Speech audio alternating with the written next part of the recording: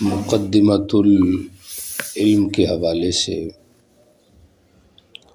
تعریف، موضوع، غرض و غایت، وجہ تسمیہ اور تدوین 5 باتوں کا ذکر ہو چکا تھا۔ آج کے درس میں 6ٹھی بات ہے نسبت۔ نسبت کا دوسرا نام جنس ہے۔ علامہ تفتازانی نے شرح تہذیب میں اور ایسے ہی حضرت شیخ زکریا رحمہ اللہ نے تقریر بخاری میں اس کو جنس کے نام سے یاد کیا ہے۔ تو لفظ جنس بھی ٹھیک ہے، جنس کا مطلب اس علم کا دوسرے علم سے جو تعلق ہے وہ کس اعتبار سے ہے کہ یہ اسی کی جنس سے ہے یا اس سے الگ ہی ایک چیز ہے۔ نسبت بھی ٹھیک ہے نام، کیونکہ نسبت کا معنی کہ ان کا باہمی تعلق کیا ہے۔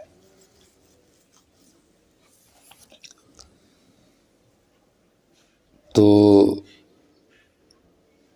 مقدمۃ العلم میں حدیث کی جو نسبت ہے دیگر علوم کے اعتبار سے وہ یہ ہے کہ یہ علوم نقلیہ شرعیہ اصلیہ میں سے ہے۔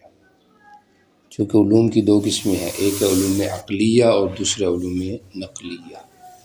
نقلیہ کے پھر 2 قسمیں ہیں، ایک ہے اصلیہ اور ایک ہے غیر اصلیہ۔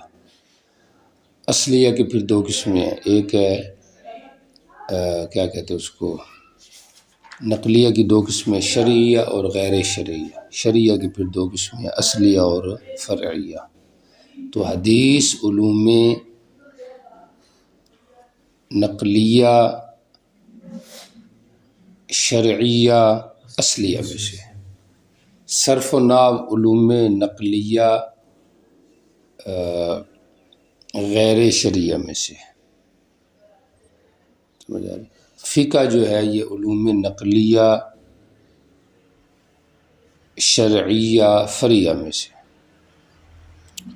تو یہ باہمی جو علوم کی نسبت ہے وہ اس طرح دیکھنے سے معلوم ہو سکتی ہے۔ نسبت کے بعد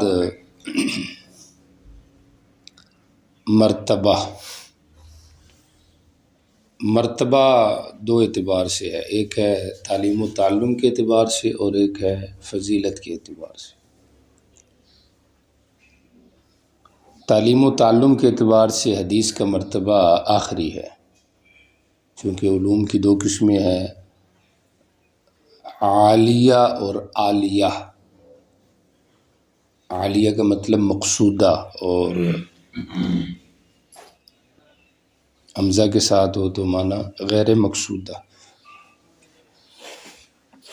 تو حدیث علوم مقصودہ میں سے ہے اور اس کے لیے کئی علوم پڑھے جاتے ہیں، صرف نحو، معنی، بدیع،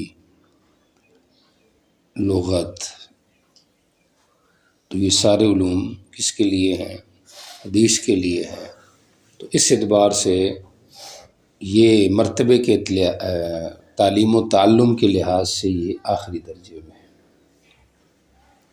جیسے آپ 2 حدیث پڑھ رہے ہیں تو آخر میں حدیث کی کتابیں زیادہ پڑھ رہے ہیں، پہلے آپ نے بہت سارے علوم پڑھے ہیں، وہ سارے اسی کے لیے پڑھے ہیں۔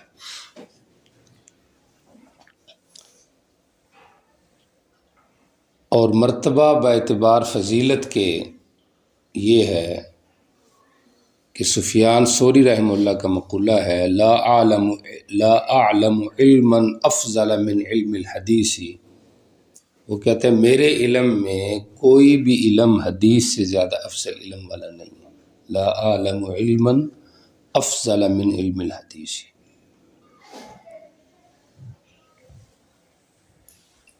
اور افضلیت حدیث اسی وجہ سے ہے، افضلیت علم حدیث کی، کہ آپ کو پتہ ہے کہ علوم شرعیہ جو ہیں وہ ٹوٹل 5 ہیں. کتنے ہیں؟ 5. تفسیر ہو گیا، حدیث ہو گیا، فقہ ہو گیا، اصول فقہ ہو گیا، اور علم العقائد. یہ 5 علوم جو ہے وہ علوم شرعیہ میں آتے ہیں. تفسیر، حدیث، فقہ، اصول فقہ اور عقائد. اور یہ اس حدیث کے علاوہ باقی جتنے علوم ہیں وہ حدیث کے محتاج ہیں. سمجھا؟ علامہ سیوطی رحمہ اللہ نے اس کی وضاحت اس طرح کی ہے کہ باقی جو علوم ہیں وہ کس کے محتاج ہیں؟ حدیث کے. تفسیر اس لیے حدیث کی محتاج ہے کہ اول تفسیر ما جان نبی صلی اللہ علیہ وسلم ہے، تو تفسیر حدیث کی محتاج ہوگی. سمجھا؟ فقہ اس لیے محتاج ہے کہ فقہ بغیر حدیث کی شرح کے، فقہ خود شرح حدیث کی تو وہ متن ہے. سمجھ آ رہی؟ تو اس لحاظ سے یہ اس کا کیا ہے؟ محتاج ہے. باقی اصول فقہ تو بعد کی چیزیں ہیں. سمجھ آ رہی؟ عقائد بھی ظاہری بات ہے حدیث کی وضاحت کے بغیر کچھ نہیں ہے. عقائد کا ماخذ بھی حدیث ہی ہے. تو چونکہ یہ موقوف علیہ ہے اس لحاظ سے اس کا درجہ جو ہے وہ باقی علوم سے اعلیٰ اور افضل ہے. ایک بات کی ہے بیچ میں کہ علوم شرعیہ کتنے ہیں؟ 5 ہیں. تفسیر، حدیث، فقہ، اصول فقہ. صاحب نبراس جو شرح قائد کا شارح ہے اس نے علوم شرعیہ کو 6 بنایا ہے، اور چھٹا جو ہے اس نے علم تصوف کو رکھا ہے کہ علم تصوف جو ہے یہ بھی علوم شرعیہ میں سے ایک ہے. چنانچہ شرح قائد کی عبارت تو آپ نے پڑھی ہوگی پچھلے سالوں میں. سمجھ آ رہی؟ وہاں پہ انہوں نے بتایا کہ جو علوم شرعیہ منہا ما یتعلق بالظاہر، کچھ علوم وہ ہیں جو ظاہر سے متعلق ہیں جیسے کہ عبادات وغیرہ، اور ومنہا ما یتعلق بکیفیت الباطنۃ کتہذیب الاخلاق، اور کچھ وہ ہیں جن کا تعلق باطن سے ہے، اور باطن سے مراد ایسے جس طرح کہ تہذیب اخلاق وغیرہ سے کچھ علوم کا تعلق ہے. اب یہ جو علوم باطنہ ہیں جو باطن سے متعلق ہیں اس کی شرح میں صاحب نبراس لکھتے ہیں وَهُوَ التَّصَوُّفُ عِندَهُمْ، وَهُوَ علم التصوف عندهم، یہ علم تصوف ہے، یہ علم تصوف ہے. تو علم تصوف علم باطن علوم شرعیہ کی ایک قسم، ہماری عقائد کی کتب میں اس کی طرف واضح اشارہ ہے اور شارحین نے اس کی تعیین فرمائی ہے. اور احادیث کی جو تقسیم ہے ابواب کے لحاظ سے اس میں ایک قسم رقاق اور زہد کی بھی ہے. رقاق اور زہد کا حاصل وہ تصوف ہی ہے. سمجھ آ رہی؟ تصوف کہتے کسے ہیں اس کو بھی آپ سمجھیں. حضرت شیخ زکریا رحمہ اللہ آپ بیتی میں ایک واقعہ لکھتے ہیں، فرماتے ہیں کہ حضرت سید عطاء اللہ شاہ صاحب بخاری رحمۃ اللہ تعالی علیہ میرے پاس تشریف لائے، میں اپنی مصروفیات میں تھا، تو انہوں نے کہا میں فلاں جگہ پہ جا رہا ہوں لیکن میں بس صرف آپ سے ہاتھ ملانے آیا ہوں اور ایک بات پوچھنے آیا ہوں، باقی میں پھر واپسی پہ ملاقات کروں گا. اور وہ بات یہ ہے کہ مجھے یہ بتائیں کہ یہ تصوف کیا بلا ہے. سمجھ آ رہی؟ تو حضرت نے اس کا عجیب جواب دیا. انہوں نے فرمایا تصوف کی ابتدا انما الاعمال بالنیات، تصحیح نیت سے ہے کہ نیت درست ہو، اور تصوف کا منتہا ان تعبد اللہ کأنک تراہ سے ہے کہ صرف رضائے الہی کے لیے انسان اللہ کے سامنے سر بسجود ہو جائے۔ تو حضرت فرماتے ہیں شاہ صاحب کہ جب میں نے یہ بات سنی تو میرے سارے اشکال ختم ہو گئے، کہ میں یہ سوچ کے آیا تھا کہ وہ یہ کہے گا میں یہ جواب دوں گا، وہ یہ میں یہ، لیکن جب انہوں نے یہ بات کی تو اس کا کوئی جواب نہیں تھا۔ تو آپ بھی یاد رکھیں کہ اس قسم کا تصوف ہم مانتے ہیں، اس کے ہم قائل ہیں، یہ ہماری کتابوں میں موجود ہے، سمجھ آ رہے؟ اور یہ نہیں کہ یہ تصوف ختم ہو گیا، یہ تصوف آج بھی دنیا میں موجود ہے،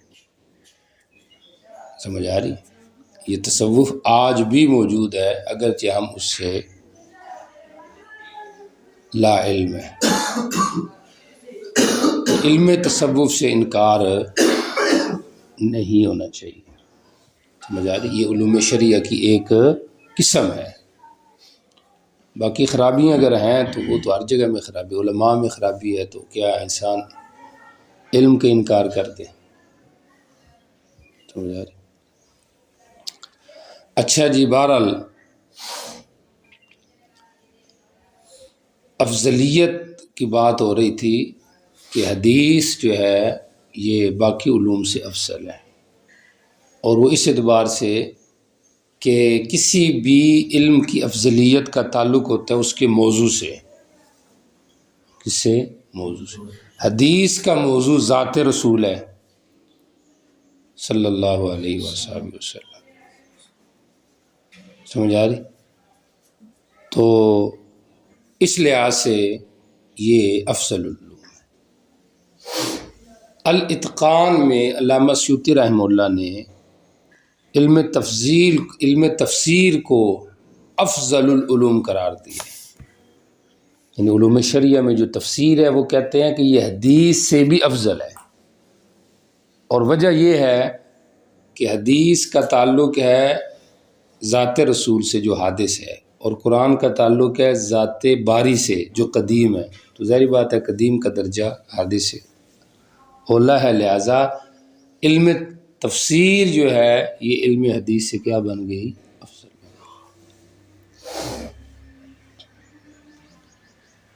بات سمجھ آ رہی؟ اس قسم کی بات حضرت مولانا عبدالحی لکھنوی رحمہ اللہ نے بھی فرمائی ہے، اور یہی بات قرین قیاس بھی ہے، گو کہ بعض لوگوں نے اس پہ اعتراض کی بھی کوشش کی ہے، جس طرح کہ در المنضود میں حضرت شیخ عاقل رحمہ اللہ رحمتاً واسعتاً انہوں نے اس پہ یہ اشکال کیا ہے کہ نہیں، علم حدیث ہی افضل بنتا ہے۔ کیوں؟ اس لیے کہ علم حدیث کا موضوع ذات رسول من حیث وصف رسالت ہے، اور قرآن کا جو تفسیر کا جو موضوع ہے وہ قرآن پاک ہے، لیکن من حیث البیان ہے، وضاحت ہے، تو ظاہری بات ہے وصف رسالت وصف بیان سے اعلی ہوگا نا، ہری سمجھ؟ لیکن بہرحال ایسی بات نہیں ہے، علم تفسیر ہی افضل بنتا ہے، کیونکہ وہ بیان جو قرآن پاک کا ہے تو وہ بھی تو حدیث سے ہی ہے، تو اس اعتبار سے پھر تفسیر، علم تفسیر اور علم حدیث برابر درجے کے بن گئے، اور چونکہ تفسیر کا متعلق قرآن پاک ہے اور اس کا نبی ہے، تو اللہ کا درجہ، اللہ کے کلام کا درجہ نبی سے افضل ہے۔ تو بہرحال دوسرے نمبر پر علم حدیث جو ہے یہ افضل العلوم میں سے، تو یہ بات میں نے کی ہے کس کے اوپر؟ مرتبے کے حوالے سے دو باتیں کی ہے، مرتبہ باعتبار تعلیم و تعلم کہ اس کو کب پڑھنا چاہیے، تو جناب اس کو آخر میں پڑھنا چاہیے تاکہ پہلے علوم آ جائیں، اور استاد جب گفتگو کر رہا ہو تو طالب علم ہر قسم کی بات کو سمجھ رہا ہو، اس کے ذہن میں یہ نہ ہو کہ یار میں نے تو یہ پڑھا نہیں، آ رہی کہ نہیں سمجھ آ رہی، وہ پہلے سے پڑھ کے آیا وہ، اور مرتبہ افضلیت میں آپ کو بتایا ہے سفیان ثوری کا قول رحمہ اللہ کا، لا اعلم علما افضل من علم الحدیث، اور اس کی افضلیت اس اعتبار سے ہے کہ باقی جو علوم ہے وہ خود اس کی طرف محتاج ہے، اور باقی یہ بات حقیقت ہے کہ علم تفسیر کا درجہ علم حدیث سے زیادہ ہی ہے۔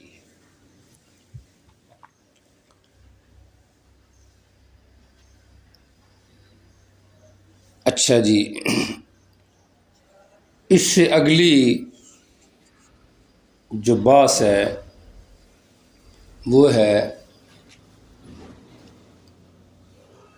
قسمت و تبویب،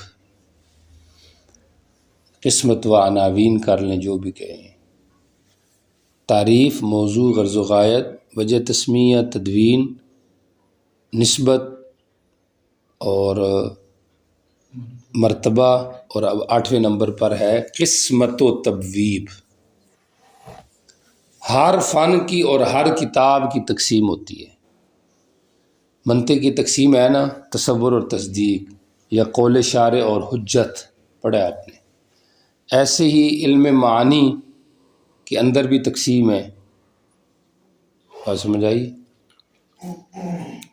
جس طرح کہ تلخیص وغیرہ میں کیا ہے، الباب الاول فی علم المعانی وهو ينحصر فی 8 ابواب، وہ 8 ابواب پہ منقسم ہے۔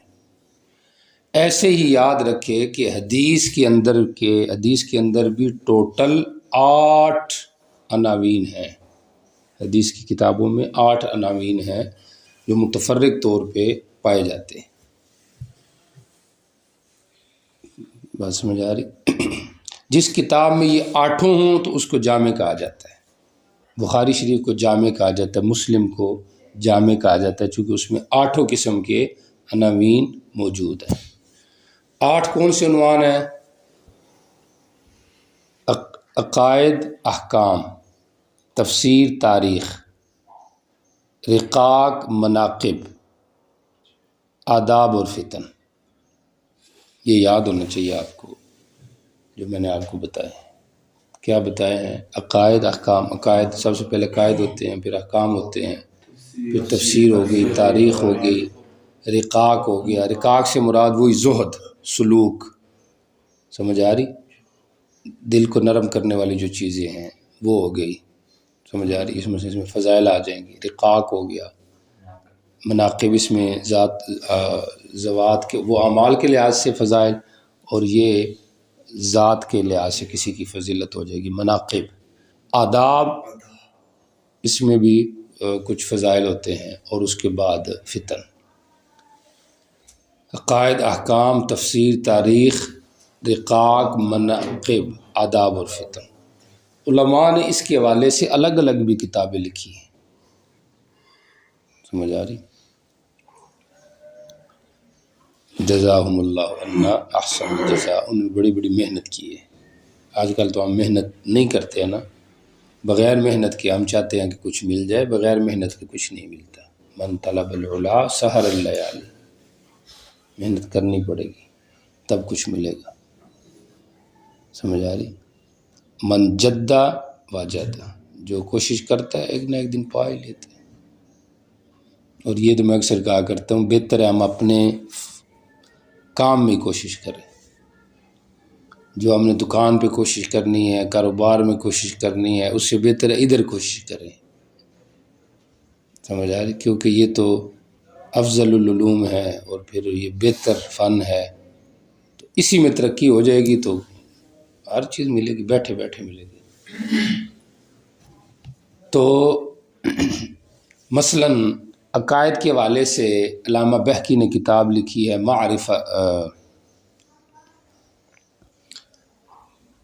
علامہ بہقی نے کتاب لکھی ہے معرفت الاسماء والصفات، سمجھ آ رہی؟ عقائد، احکام میں آپ کو پتہ ہے ابو داؤد بھی احکام سے متعلق ہے، سنن کی جو کتابیں ہیں، سمجھ آ رہی؟ یہ ساری احکام سے متعلق، ترمذی، ابن ماجہ، نسائی، احکام سے متعلق۔ تفسیر میں در منصور ہے، ابن جریر ہے، ابن کثیر ہے،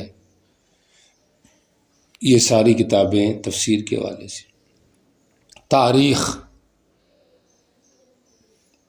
تاریخ میں پھر دو قسم کی کتابیں ہیں، کچھ وہ ہیں جو آپ صلی اللہ علیہ وسلم کے پہلے زمانے سے متعلق یا مخلوقات اور جانوروں سے متعلق کتابیں ہیں، سمجھ آ رہی ہے؟ اس تاریخ کو بدء الخلق کہا جاتا ہے۔ امام بخاری نے باب باندھا، باب بدء الخلق۔ اور جو نبی پاک صلی اللہ علیہ وسلم اور آپ کی اولاد اور اصحاب سے متعلق جو چیزیں ہیں ان کو علم السیرت کا نام دیا جاتا ہے۔ پھر سیرت کے اندر مختلف کتابیں ہیں، زاد المعاد فی ہدی خیر الانام، علامہ ابن قیم کی بڑی معروف اور اچھی کتاب ہے۔ اسی طریقے سے سیرت ابن اسحاق، سیرت ابن ہشام، مواہب اللدنیہ بستلانی کی، سمجھ آ رہی، اور سیرت النبی شبلی نعمانی کے الرحیق المختوم، سیرت المصطفیٰ، یہ مختلف کتابیں۔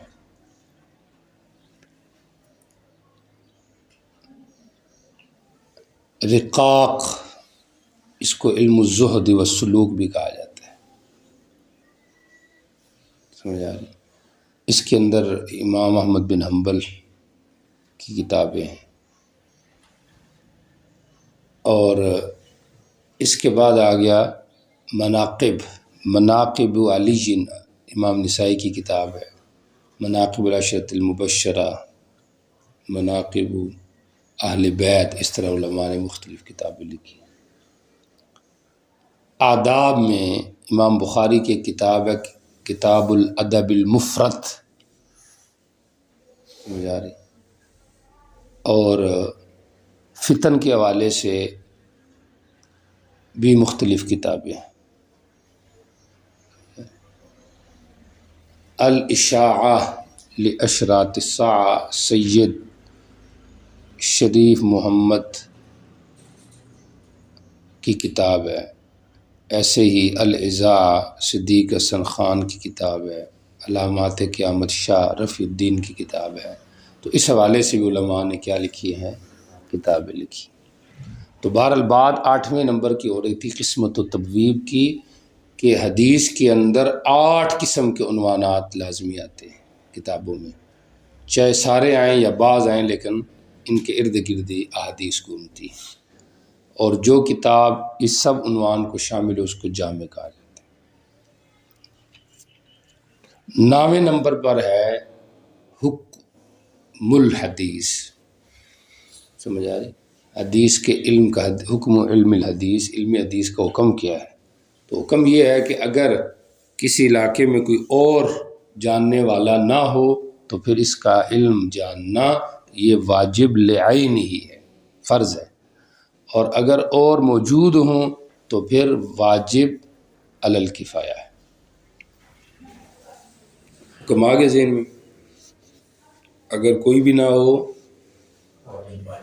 لعینی ہے، ہر ایک پر جاننا علی سبیل البدل، یہ واجب لعینی ہے، اور اگر اور موجود ہوں تو پھر واجب علی الکفایہ ہے۔ تو آپ نے واجب لعینی سمجھ کے اس کو پڑھنا ہے، کفایہ نہیں سمجھ کے پڑھنا، سمجھ آ رہی؟ اگر لعینی سمجھ کے پڑھیں گے تو زیادہ فائدہ ہے، بوجھ خود اٹھائیں گے کہ یار میری ذمہ داری ہے۔ اب تبلیغی ہے نا، ان کو یاد کروا دیا جاتا ہے کہ یہ آپ کا کام ہے، نبی کے فوت ہونے کے بعد یہ ہمارے ذمے آ گیا، ہم نے کرنا ہے۔ اب وہ سمجھتا ہے کہ میں نے کرنا ہے، اب اس کے لیے محنت بھی کرتا ہے، 5 اعمال مسجد میں زندہ کرتا ہے کہ نہیں کرتا، سمجھ آ رہی؟ کیونکہ وہ سمجھ رہا ہے کہ یہ میرا کام ہے۔ تو اگر میں اور آپ اس علم کو اپنا کام سمجھیں اور اپنی ذمہ داری سمجھیں تو پھر اس کا اور ہی مزہ ہوگا، آ رہی کہ نہیں؟ کیونکہ ہر ایک نے آپ میں سے اپنے اپنے علاقے میں جانا ہے، سمجھ آ رہی؟ تو اس لحاظ سے اس کو واجب لے ہی نہیں سمجھنا چاہیے۔ تو یہ 9 چیزیں آ گئی آپ کے ذہن میں؟ 9 چیزیں کون کون سی تھی ذرا ریپیٹ کریں۔ غرض و غائب، جی، وجہ، تسمیہ، تدوین، جی ٹھیک ہو گیا، نسبت، ہاں، مرتبہ، نسبت، مرتبہ، قسمت و تبویب، اور حکم و علم الحدیث، یاد رہیں گی یہ ساری 9 چیزیں تھیں متعلق بالعلم الحدیث۔ یہ مقدمۃ العلم تھا، سمجھ آ رہی؟ اور یہ وہ مقدمہ ہے جو آپ کا ہر ایک کتاب کے ساتھ لگ جاتا ہے۔ دوسری بات ہے مقدمۃ الکتاب کے حوالے سے، پھر اس میں 2 باتیں ہیں، ایک ہے ما يتعلق بالمصنف اور دوسری ہے ما يتعلق بالمصنف، لکھنے والے اور جو کچھ اس نے لکھا ہے، سمجھ آ رہی؟ سب سے پہلے تعارف آئے گا مصنف کا، نام کیا ہے، نام و نسب۔ تو مصنف کا جو نام ہے وہ ہے ابو داود کنیت ہے، سلیمان نام ہے، بن الاشعث ہے، اشعث کا بیٹا ہے، نسبت میں ازدی بھی ہے، السجستانی بھی ہے، اور اسی طریقے سے کیا کہتے ہیں اس کو، سنجری، سمجھ آ رہی؟ غالباً سنجری بھی ہے، سمجھ آ رہی؟ تو کنیت کیا ہے؟ ابو داؤد بن سلیمان، ابو داؤد سلیمان بن الاشعث الازدی، سمجھ آ رہی؟ الازدی السجستانی، سمجھ آ رہی؟ اور ایسے ہی سجزی غالباً اس قسم کی کنیت ہے۔ ابو داؤد تو واضح ہو گیا کہ بیٹے کا نام داؤد ہے، اس نسبت سے ابو داؤد ہے، اور سلیمان نام ہے۔ ازدی جو ہے یہ ازد یمن کا ایک قبیلہ ہے، اس کی طرف نسبت کرتے ہوئے ازدی ہے۔ سجستانی اس لیے ہے کہ یہ ایک بڑا شہر ہے خراسان اور کرمان کے درمیان، تو اس کی طرف نسبت کر کے سجستانی۔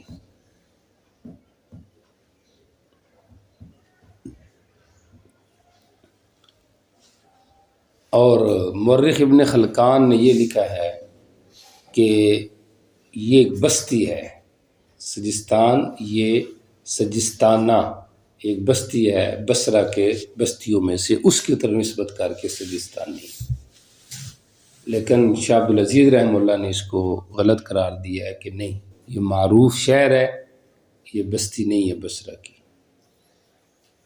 سمجھ آ رہی؟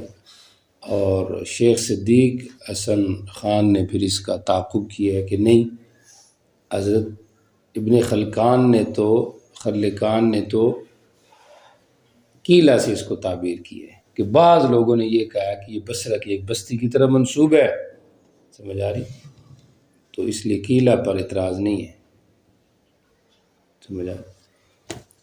تو بہرحال یہ ایک علاقہ ہے، سجستان شہر تھا، اس کی طرف منسوب ہے۔ خراسانی بھی کہا جاتا ہے، چونکہ خراسان علاقے کا مصنف ہے، خراسانی، سمجھ آ رہی؟ سجستان خراسان میں آتا ہے، تو اس نسبت سے یہ خراسانی بھی بن گیا۔ المتولد، ولادت و وفات، 200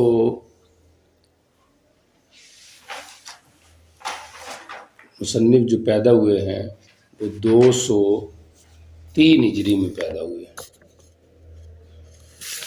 اور ان کی جو وفات ہے وہ 275 ہجری کی ہے، تو اس لحاظ سے گویا کہ 73 سال انہوں نے اپنی زندگی کے گزارے ہیں، سمجھ آ رہی؟ 203 بتایا نا، ہاں تو 3 نکال دو، تو 72 بن جائیں گے. 72 سال انہوں نے اپنی زندگی کے گزارے.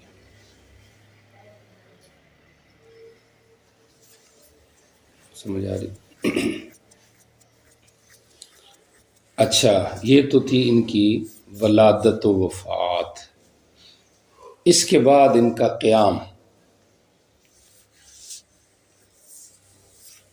اور رحلت سفر. حدیث کے لیے انہوں نے مختلف علاقوں کا سفر کیا ہے، حجاز، عراق، مصر، شام، بغداد. سمجھ آ رہی؟ اخیر میں آ کے پھر بغداد کے اندر یہ مقیم رہے اور وہاں پر انہوں نے اس سنن کی روایت کی ہے. سمجھ آ رہی؟ وفات سے 4 سال پہلے قیام کی بات ہو رہی ہے. امیر بصرہ ابو احمد الموفق کی عرض پر آپ بغداد سے بصرہ چلے گئے. سمجھ آ رہی؟ ابو بکر جو امام ابو داؤد کے شاگرد ہے وہ نقل کرتے ہیں کہ ایک دفعہ امام نماز پڑھ کے گھر میں آئے تو دستک ہوئی تو دروازے پہ امیر بصرہ تھے. اجازت انہوں نے لی، اندر آئے اور آ کے 3 درخواستیں کی کہ آپ بغداد سے بصرہ آ جائیں کیونکہ بصرہ علوم کا مرکز ہے، وہاں لوگ آپ سے زیادہ مستفید ہوں گے. نمبر 2، میرے اولاد کو بھی آپ حدیث پڑھائیں. اور نمبر 3، ان کے لیے الگ نشست قائم کریں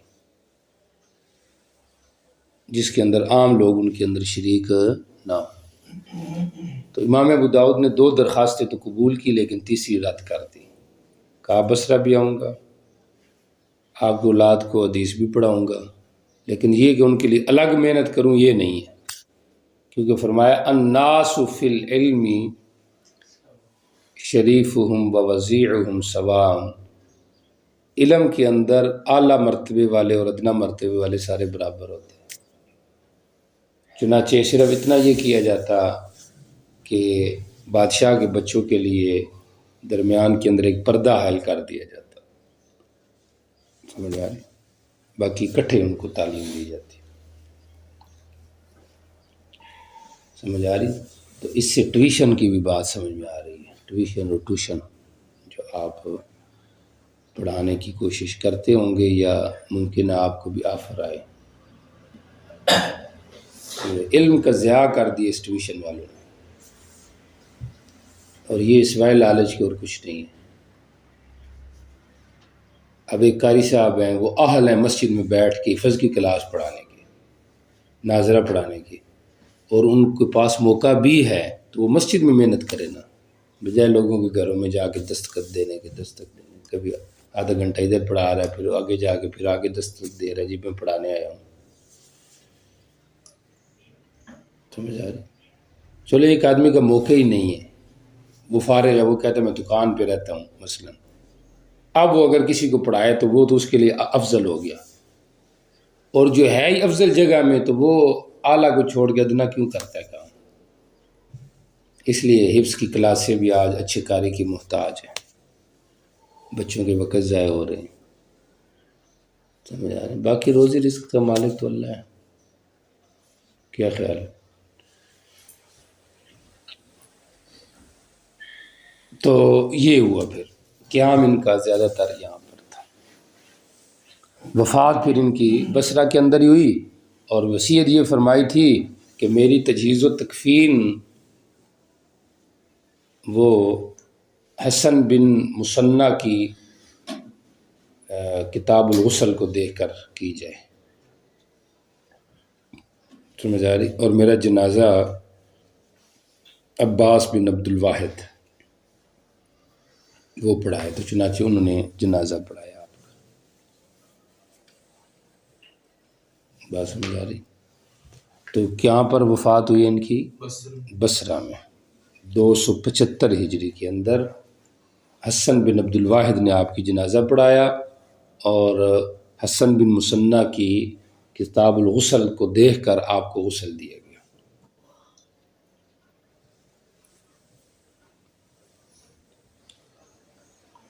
تو ولادت، نام و نسب، اس کے بعد قیام، سمجھ آ رہی کہاں پر تھا. تیسری چیز ہے اساتذہ.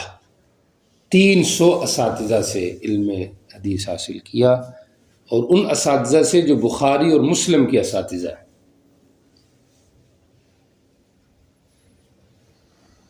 سمجھ آ رہی، ان سے علوم حدیث حاصل کیے، 300 اساتذہ سے کسب فیض کیے. اور اساتذہ میں جو خاص مشہور استاذ ہیں امام احمد بن حنبل رحمۃ اللہ علیہ. سمجھ آ رہی، امام احمد بن حنبل یہ ان کے خاص شاگرد ہیں، امام ان کے خاص شاگرد. اور اس حد تک ان کا قرب تھا کہ کسی نے کہا کہ امام احمد اپنی سیرت و اطوار میں مشابہ ہیں امام ابو داؤد امام احمد کے. ظاہر بات ہے جب بندہ کسی استاد کے پاس زیادہ رہتا ہے تو اس کا رنگ اس پہ چڑھ جاتا ہے. سمجھ آ رہی، تو یہ مشابہ کس کے؟ امام احمد کے. اور امام احمد مشابہ ہیں اپنے استاذ وکی کے. وکی مشابہ ہیں اپنے استاد سفیان کے. سفیان مشابہ ہیں اپنے استاذ ابراہیم کے. ابراہیم مشابہ ہیں اپنے استاذ علقمہ کے. علقمہ مشابہ اپنے استاذ عبداللہ ابن مسعود کے. اور عبداللہ ابن مسعود مشابہ تھے نبی پاک صلی اللہ علیہ وسلم. سمجھ آ رہی، تو ابو داؤد ان احمد بن حنبل ان سفیان ان وکین ان ابراہیم ان علقمۃ ان عبداللہ بن مسعود ان النبی صلی اللہ علیہ وسلم. تو یہ تو ان کے اساتذہ کی بات ہو گئی ہے. اور تلامذہ میں ان کے مختلف تلامذہ تھے، اور بڑے تلامذہ میں سے قابل ذکر نام امام ترمذی اور امام نسائی کا ہے. امام ترمذی بھی امام ابو داؤد کے شاگرد ہیں. 2 جگہوں پہ انہوں نے روایت لی ہے، کتاب المناقب میں بھی اور کتاب الادب میں بھی امام ابو داؤد سے. حدثنا سلیمان بن الاشعث، اس طرح کہہ کے. سمجھ آ رہی. اور کتاب الادب میں جو روایت ہے اس کا حاصل تو یہ ہے کہ آدمی جو ہے وہ اپنے رب سے ساری حاجتیں مانگے. یسأل العبد ربہ حاجات کلہا حتی اذا انقطع شس نعلہ او کما فی الحدیث، کہ ہر حاجت اپنے رب سے مانگے، یہاں تک کہ جوتی کا تسمہ بھی ٹوٹ گیا وہ بھی اللہ سے مانگے. لیکن ہاتھ اٹھا کے نہیں. سمجھ آ رہے کہ نہیں؟ ہاتھ چھوڑ کے. اور جیسے ہمارے یہاں ہوتا ہے کہ ہاتھ اٹھانا نہیں، ہاتھ چھوڑ کے مانگنی، جیسے آپ بھی مانگتے ہوں گے ہاتھ چھوڑ کے. تو ہر چیز بندہ اللہ سے مانگے. بات سمجھ آ رہی؟ یہ بھی بڑی گر کی بات ہے کہ آج ہم خود دیکھیں کہ ہم اللہ سے کیا مانگ رہے ہیں اور ہر چیز مانگ رہے ہیں. نہیں، اس لیے تو ہماری ملنے والی چیزوں میں برکت نہیں ہے. سمجھ آ رہی؟ اور امام نسائی نے بھی مختلف جگہوں پہ روایت لی ہے، لیکن ان کا انداز یہ ہے کہ ان کے 2 استاذ ہیں. ایک ہے سلیمان بن الاشعث اور ایک کا نام ہے سلیمان بن سیف الحرانی. اور انہوں نے ناموں میں ابہام کیا کئی جگہوں پہ، حدثنا سلیمان. اب اس سلیمان میں اختلاف ہے کہ وہ سلیمان کون سا ہے. کئی جگہوں پہ، 1-2 جگہوں پہ شارحین مؤشرین نے لکھا ہے کہ اس سے مراد سلیمان بن الاشعث ہے. بات سمجھ آ رہی؟ بہرحال نسائی اور امام ترمذی ان کے تلامذہ میں ہیں، اور خود امام احمد بن حنبل بھی ایک حدیث کے اندر اپنے شاگرد ابو داؤد کے شاگرد ہیں. وہ اس طرح کہ ایک دفعہ بیٹھے ہوئے تھے تو راوی کہتا ہے کہ میں آیا تو مجھے امام نے کہا کہ سلیمان کے پاس ایک حدیث غریب ہے، اس کو لکھ لو، اس کو نقل کرو. یعنی انہوں نے ان سے حدیث لی اور وہ اپنے شاگرد کو لکھوائی. اب حدیث کیا تھی؟ سئل عن النبی صلی اللہ علیہ وسلم، سئل النبی صلی اللہ علیہ وسلم عن العتیرۃ فحسن، آپ سے عتیرہ کے بارے میں پوچھا گیا تو آپ نے اس کو اچھا قرار دیا. یہ حدیث ہے. صاحب منہل جو ابو داؤد کے شارح ہیں، انہوں نے حدیث عتیرہ کا مصداق قرار دیا ہے لا فرع ولا عتیرہ والی حدیث کو. ابو داؤد میں آگے آ رہی ہے، لیکن مشارین کہتے ہیں کہ یہ حدیث نہیں، کیونکہ وہ حدیث غریب نہیں ہے. سمجھ آ رہی؟ حدیث غریب تو آپ سمجھ دو کسے کہتے ہیں، کس کو کہتے ہیں؟ جس کی سند میں، سمجھ آ رہی، جس کی پوری سند میں کسی نہ کسی طبقے میں کم از کم ایک راوی ہو، وہ حدیث غریب بن جاتی. تو اس لحاظ سے علماء کہتے ہیں کہ امام احمد شاگرد بن گیا امام ابو داؤد کے. اور اس میں یہ بھی نقطہ سمجھ میں آ گیا کہ دین، سمجھ آ رہی، جیسے حدیث میں بھی آتا ہے نا کہ یہ کیا میراث ہے مومن کی، جہاں بھی اس کو ملے تو اس کو لے لے. تو اس علم کے حصول میں بندے کو ڈر یا خوف یا ہچکچاہٹ نہیں ہونی چاہیے کہ وہ مجھ سے کم ہے یا بڑا ہے. جدھر سے مل رہا ہے اس کو لے لے.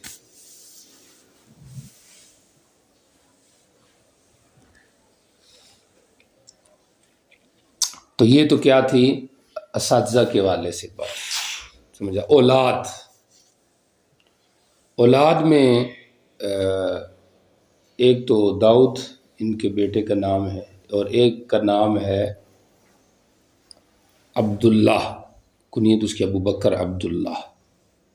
یہ بھی بڑے محدث تھے. الباس نامی کتاب ان کی چھپی ہے بیروت سے، اس کے اندر بھی چند نادر روایات انہوں نے ذکر کی ہوئی ہے. تو یہ بھی بڑے محدث تھے. ایسے ہی ان کے ایک بھائی تھے محمد بن الاشعث، جو ان کے رفیق سفر تھے.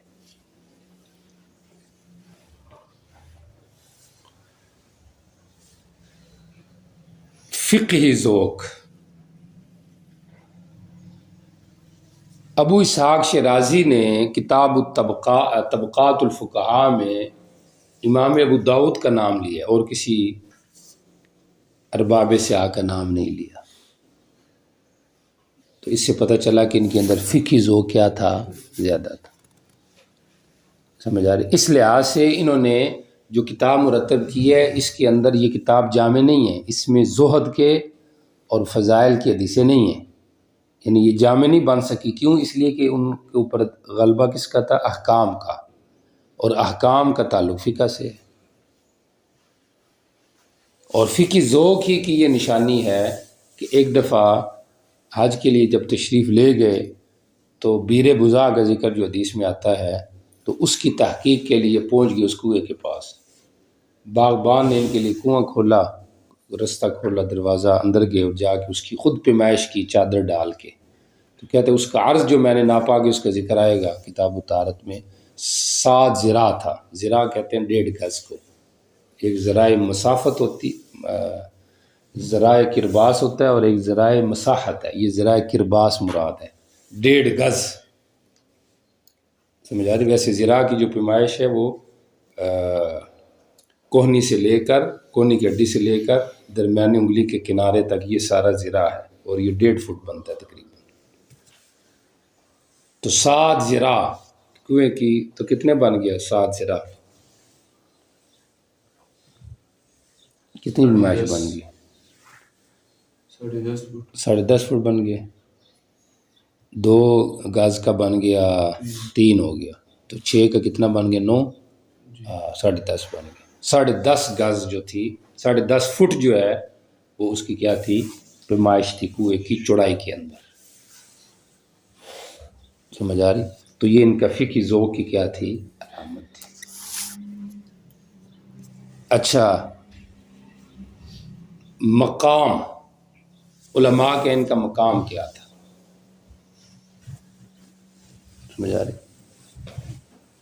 مقام یہ ہے، ابن مندہ کہتے ہیں کہ 4 ہی علماء حدیث کے اندر قابل ذکر ہیں، بخاری، مسلم، ابو داؤد اور نسائی۔ دیکھو اس کا انہوں نے ذکر کیا ہے، بات سمجھ آ رہی؟ ایک محدث کا مقولہ ہے الین الحدیث لابی داؤد کما الین لداؤد الحدید۔ امام ابو داؤد کے لیے حدیث کو ایسے نرم کر دیا گیا جیسے حضرت داؤد علیہ السلام کے لیے لوہے کو نرم کر دیا۔ الین لابی داؤد الحدیث کما الین لداؤد الحدید۔ اور ایک کا مقولہ ہے خلق ابو داؤد فی الدنیا للحدیث وفی الآخرۃ للجنہ۔ دنیا میں ان کی پیدائش حدیث کے لیے اور آخرت میں جنت کے لیے۔ بات سمجھ آ رہی؟ یہ ان کا علماء کے یہاں کیا تھا؟ مقام تھا۔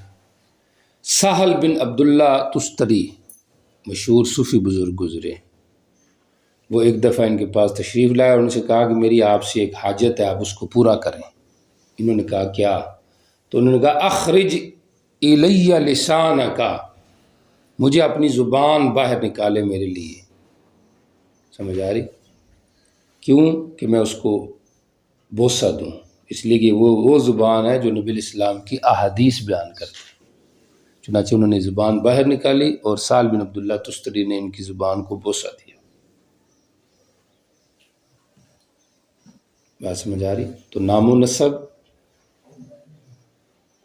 اور اس کے بعد ولادت و وفات، اساتذہ، تلامذہ، اولاد، فقہی ذوق، مقام۔ سمجھ آ رہی؟ تو یہ 7 چیزیں تقریباً آپ کے سامنے ذکر کی ہیں جو کہ ما یتعلق بالمصنف کے حوالے سے۔ باقی جو چیزیں رہ گئی انشاءاللہ کل ذکر کیجیے، ہو جائے گا۔